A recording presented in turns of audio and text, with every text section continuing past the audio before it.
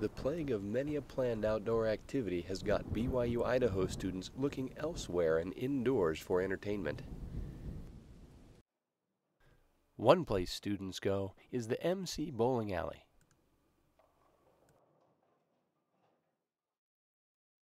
Poor weather encourages some students to go to the library, either to read or to study for their classes.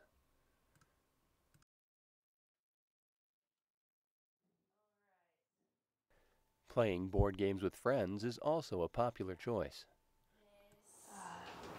Well, some people like to go bowling, some people like to play board games, some people like to play video games or watch movies. Me, I like to bake things,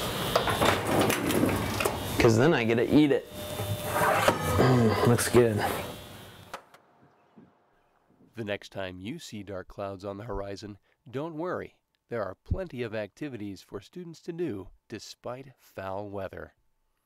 Reporting for iNews, this is Garth Pickmore.